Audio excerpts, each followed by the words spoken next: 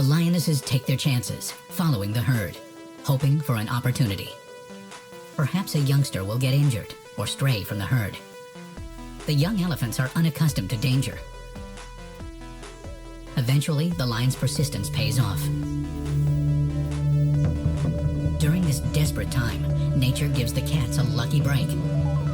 But at the same time, it deals its cruelest hand. A 5-year-old youngster loses his way. His trumpeting cries go unheard by his family. He can't outrun the lions, and his tusks are too small to use as weapons.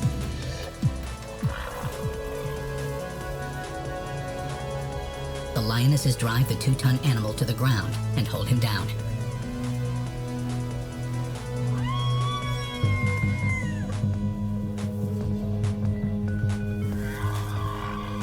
Although the lionesses are expert buffalo killers, they have never tried to kill an elephant. Their efforts are clumsy and ineffective. Their teeth can't penetrate his 1.5-inch thick skin, and his neck is too wide to strangle. So they attack the soft, vulnerable spots. Without a muzzle to suffocate, they try to hold his trunk. Unable to kill the elephant, they start to eat it alive.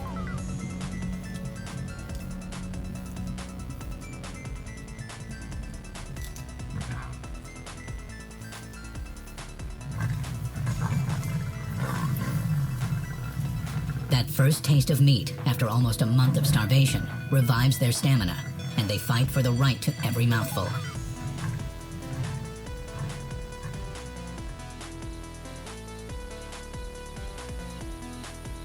Twice the size of a buffalo, the young elephant keeps the pride well fed and introduces them to a new kind of prey.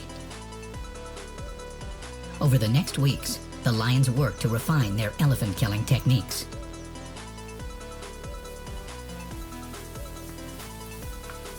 But the elephants strike back, stampeding toward the lions at a ferocious pace.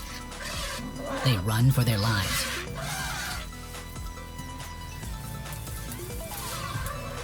The lions persist. In this dry season that started so disastrously, killing elephants turns from an act of desperation to a way of life. Out of 15 cubs, 7 survive. They dine heartily with the 8 adults. Their success doesn't go unnoticed. The neighboring pride, desperate for a meal, dares to confront them.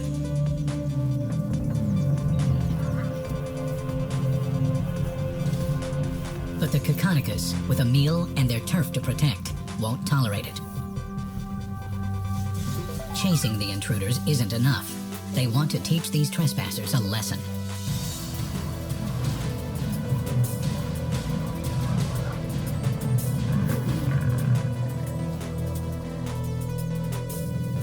Cornered by the big male, the young trespasser doesn't look him in the eyes. A direct stare would mean a challenge.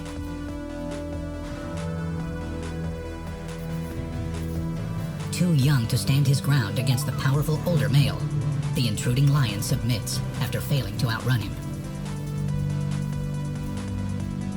The damage is done. The young male escapes with his life, but he's branded forever. His genitals mutilated in an ultimate act of dominance.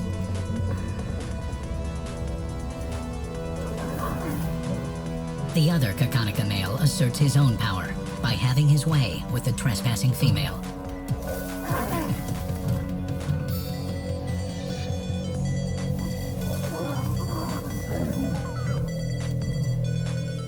By the end of winter, under the washed-out skies of an excruciatingly hot October, wave after wave of tired elephants move through the lion's territory. Winter has taken its toll on the herds. They've had their fill of life-giving water, but the scrappy vegetation offers little nutritional value. Mothers and calves grow weak, and older calves stray from the herd and get lost. The lionesses exploit these opportunities to kill.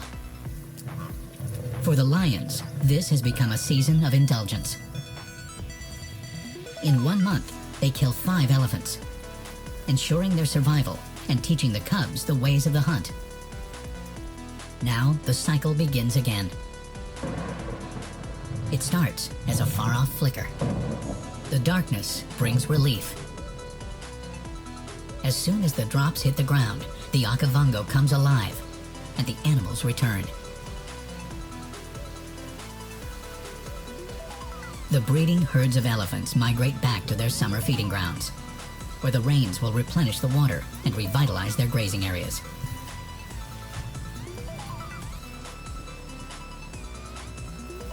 Almost magically, the ruthlessness of the past season gets washed away in a spray of green.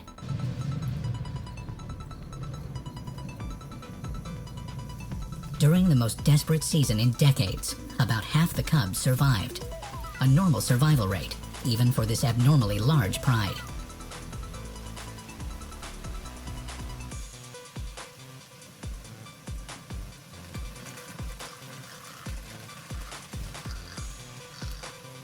The spread of fresh, sweet grasses lures the buffalo herds back into the Kakanicus territory.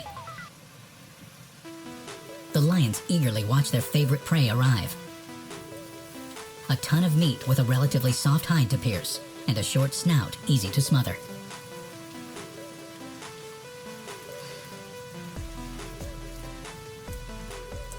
The familiar game of cat and mouse resumes, though buffalo are no mice.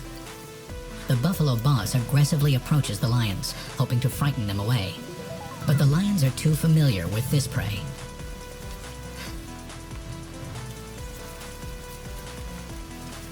During the next 6 months of rains, the 1-year-old cubs learn to hunt by trial and error.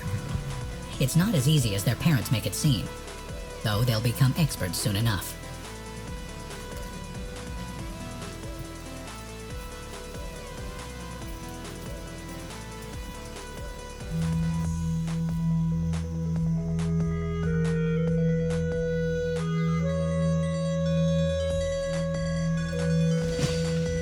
But surviving the harshest season might have made the cubs overconfident.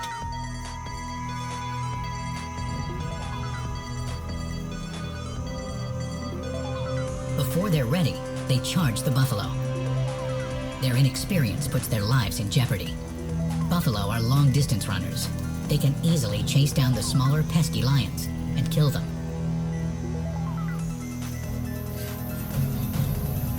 The pride retreats, leaving an unfortunate cub in a precarious predicament.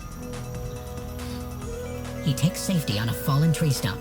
However, he misjudges the height, putting him in the line of fire. Bravely, he hangs on for his life.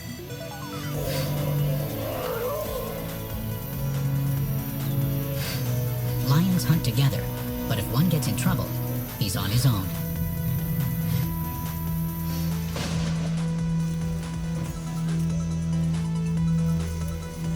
Eventually, the buffalo lose interest, and the pride returns to retrieve the shaken cub.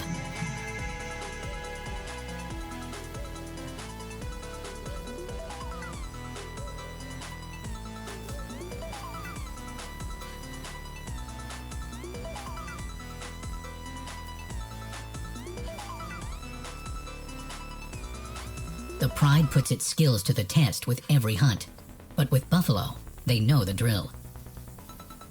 As usual, the adult females take the lead.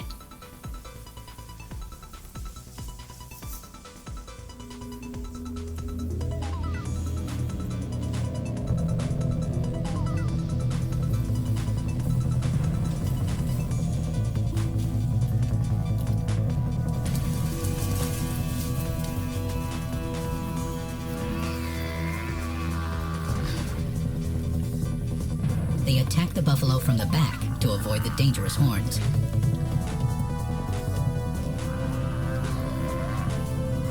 They pierce the hide and cling to the rump, putting their entire weight on its back. They try to pull the buffalo to the ground. The cubs copy their mothers.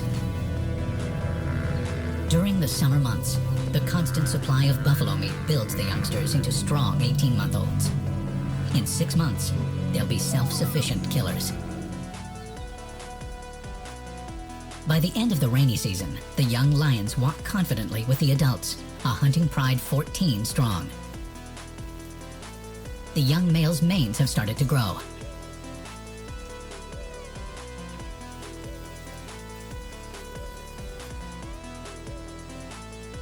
They follow their father's every move, learning when to strike, when to wait, when to hide, and when to go out in the open.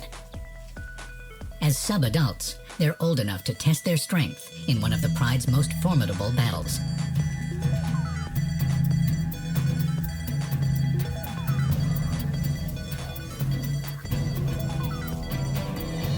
They stride up front with the two Kakanika brothers and attack side by side. The heavy male straddles the buffalo's back, and the female tries to trip it to the ground. When the buffalo retaliate, the cubs stand their ground with the adults. The entire pride relentlessly attacks to weaken their prey. The buffalo's leg breaks.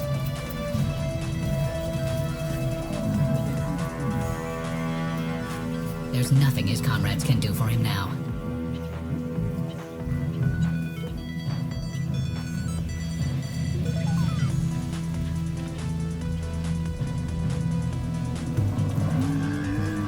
Again, the lions attack from behind to avoid the horns.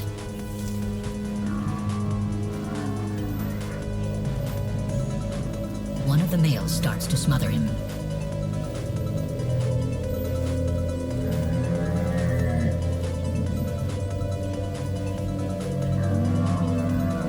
Even with a broken leg, the buffalo fights for his life. He stands, and his comrades charge the lions. But the buffalo cannot walk.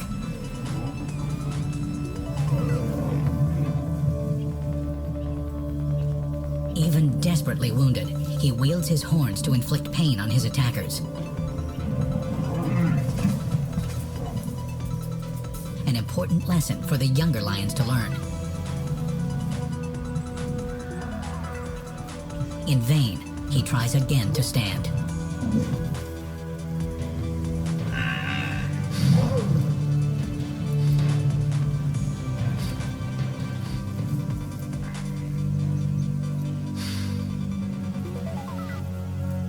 The lionesses and cubs continue their rear assault, keeping clear of the horns.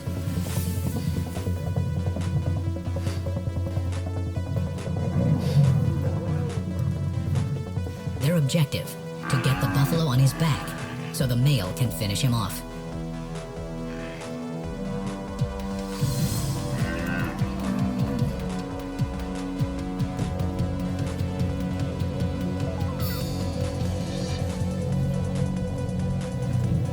The epic battle ends. The lions have won.